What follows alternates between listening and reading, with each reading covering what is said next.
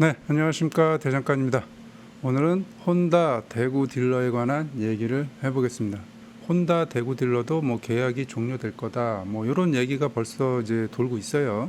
이런 사업자와 사업자의 문제는 개인적으로 뭐 이렇게 다루고 싶은 생각은 없는데, 아무래도 이제 혼다가 우리나라에서 이제 점유율이 40%잖아요. 네, 점유율이 높기 때문에 그만큼 사회적인 책임도 커지는 거거든요. 그래서 이 대구 딜러 건으로 인해서 그 어렴풋이 짐작했던 내용들이 조금씩 구체화되는 것 같아서 혼다 대구 딜러 건까지만 좀 얘기를 한번 해볼까 합니다. 이 대구 딜러 건으로 기존 딜러사 각계 격파 중이 아닌가 뭐 이런 생각이 좀 들어서 하나씩 좀 얘기를 좀 해볼까 합니다. 저번 시간에 이 혼다 강북 딜러가 이제 오프가 되면서 이 두 회사 간의 문제, 이 두 회사 간의 어떤 계약적인 문제는 뭐 일반 소비자가 알 수가 없잖아요. 그렇죠? 네. 뭐 혼다 코리아가 잘못을 했는지 강북 딜러가 뭘 잘못했는지 이런 거에 대해서는 뭘 판단할 수 있는 자료가 없기 때문에 두 회사의 문제는 두 회사의 문제로 치고 이런 문제를 부드럽게 해결을 못해서 라이더들만 불편하게 만든 거거든요. 네. 그래서 우선 책임은 혼다 코리아에게 더 많은 거죠. 이 강북 딜러보다는 책임은 혼다 코리아가 더 많은 거예요. 대체할 수 있는 서비스 센터를 해놓지 않은 상태에서 강북 딜러를 오프했기 때문에 라이더만 불편하게 됐잖아요. 네.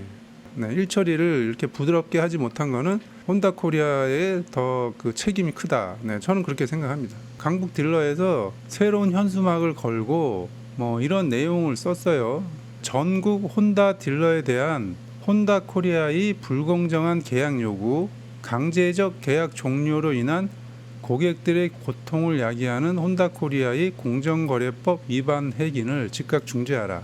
이런 현수막을 이렇게 걸었는데 여기에는 좀 여러 가지 뜻이 좀 많이 내포가 돼 있어요. 여기 전국 혼다 딜러에 대한 얘기가 들어갔다는 거는 그 계약이 도래하는 다른 딜러사에도 똑같이 이제 적용이 된다는 건데, 이거에 관련해서 댓글이 달렸는데, 자, 요 댓글 내용은 분명히 말씀을 드리지만 이게 거짓인지 사실인지 몰라요.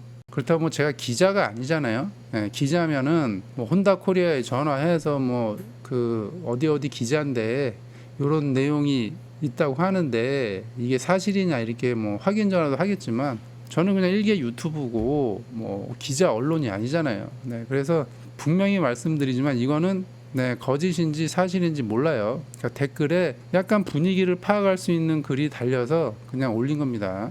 혼다 코리아든 뭐 다른 딜러사든 이 내용이 아니라고 하면 그 댓글로 알려주세요. 그러면은 이 부분에 대해서 제가 수정을 하면 되기 때문에 어떤 분위기를 추정할 수 있는 댓글이라서 가져와 봤어요. 이 댓글 내용에 어떤 얘기가 있냐면, 그러니까 예전에는 보증금이 5억이었대요. 보증금이 5억이었는데 새로 계약을 하면서 보증금을 30억으로 올린 거예요. 보증금을 이렇게 올리면 딜러사는 당연히 좀 부담을 많이 가질 수밖에 없죠. 저한테 들어오는 어떤 장안에 떠도는 소문, 이런 그 소문 얘기를 들어보면 이거 말고도 다른 내용도 좀 있어요. 그러니까 이거 말고도 좀 다른 내용도 있는데 네, 그런 거는 제가 여기서 언급하기는 좀 그렇고, 그래서 이 댓글 내용을 보면 보증금 올렸다는 내용도 좀 있어요. 이제 그 대구 딜러가 문을 닫는다 이런 소문이 나오면서 전체적인 그림은 이제 그려진 것 같아요. 뭐 저도 처음부터 예상은 했지만 이제 그 혼다 코리아 입장에서 어떤 새로운 계약을 무조건 이걸 관철시켜야 될 이유가 있는 거겠죠. 그리고 강북 딜러는 좀 상징성이 또 크잖아요. 어떤 혼다 코리아 입장에서는 강북 딜러에 밀리면 그 다음 딜러사 계약에도 이제 문제가 되기 때문에 과감하게 강북 딜러를 오프한 것 같아요. 네. 강북 딜러에서 주춤주춤 하게 되면 다른 딜러사들도 받아들이지 않을 거 아니에요. 네. 그래서 이 거부한 딜러들은 뭐 과감히 아웃시키고 가는 중이 아닌가 뭐 이런 생각이 들어요. 뭐 좌우간 뭐 회사와 회사의 관계는 뭐 요 정도로 정리를 하면 될 것 같고, 제가 보는 또 다른 관점은 이거예요. 뭐냐 하면, 자, 작년에 혼다 자동차 판매량이 2,500대 정도, 네, 2,500대 정도예요. 수입차 순위로는, 그러니까 뭐 국내차 빼고 수입차 순위로는 14위.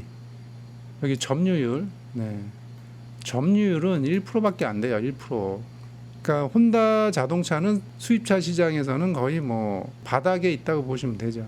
그 14위 밑에가 링컨인데 거의 뭐 링컨 판매량이네요. 링컨. 네.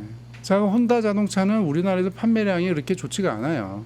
제가 이걸 왜 갖고 왔냐면 작년 판매량은 2,500대, 점유율은 1%. 그런데 혼다 자동차 서비스 센터 서울에 3개, 일산 고양 이쪽에 2개, 인천에 2개, 여기 수원에도 있네요. 수원. 네, 수원에도 있고. 오토바이보다 많죠? 오토바이를 한번 볼게요. 작년에 혼다 오토바이 판매량 등록 대수를 보면 38,763대. 국내 점유율로 치면 40%예요. 40%. 1위죠. 1위. 국내 점유율 1위입니다. 네. 혼다 오토바이가 점유율 1위예요. 자, 이런 회사가 공식적인 주소지 서울에는 0, 경기 과천에 하나, 인천에 하나. 서울에 0, 경기 과천에 인천 하나. 미들 고배기량 이상 정비를 할 수 있는 곳을 얘기를 하는 거예요. 서울에는 하나도 없고 경기 과천에 하나, 인천에 하나. 그래서 이걸 보고 느낀 점은 뭐냐, 혼다 코리아는 돈은 오토바이가 다 벌어주는데 라이더는 정말 찬밥 신세인 것 같다. 라이더는 정말 찬밥 신세다. 이런 생각이 들었어요. 어떤 생각이 들었냐면 혼다 자동차 이 서비스 센터, 지금 오토바이에 한 것처럼 먼저 서비스 센터를 없애버리고 그냥 근처 가까운 데 찾아가서 네, 서비스 받으시면 됩니다. 이러고서 안내장을 혼다 자동차가 할 수 있을까요? 서울에 서비스 센터 3개를 없애버리고 근처 뭐 일산이나 인천 가서 서비스 받으세요. 이렇게 할 수 있냐 이 얘기예요. 혼다 자동차가 작년에 2,500대 팔았어요. 그런데 우리나라의 정식 서비스 센터가 여긴 13곳이 있고 작년에 혼다 오토바이는 38,000대, 점유율이 40%. 전국적으로 미들 고배기량 서비스 받을 수 있는 곳은 이제 5곳밖에 없어요. 5곳. 자동차는 13개입니다. 13개. 그래서 회사 대 회사의 문제는 둘째치고, 회사와 회사 간의 문제는 둘째치고, 돈은 오토바이가 다 벌어주는데 이 라이더는 자동차에 비해서 찬밥이 아닌가. 네, 저는 이런 생각이 든다는 얘기예요. 네. 그 혼다 오토바이 타는 라이더를 생각한다면 서비스 센터를 먼저 폐쇄시키지는 않겠죠.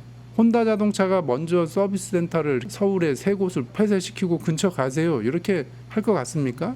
오늘은 그 혼다의 그 대구 딜러가 뭐 계약이 종료된다 뭐 이런 또 소문이 돌고 있는데, 어떤 데는 이 소문이 뭐 사실이다 지금 그러고 있어요. 네, 그래서 지금 혼다 코리아가 일하는 그 스타일, 그 혼다 코리아가 일하는 스타일을 지금 보고 있는데, 저번 시간에도 얘기했지만 그 혼다 라이더만 네, 또 불편해졌다. 네, 요겁니다.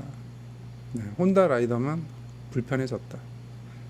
오늘은 뭐 이 정도까지 얘기를 해보겠습니다.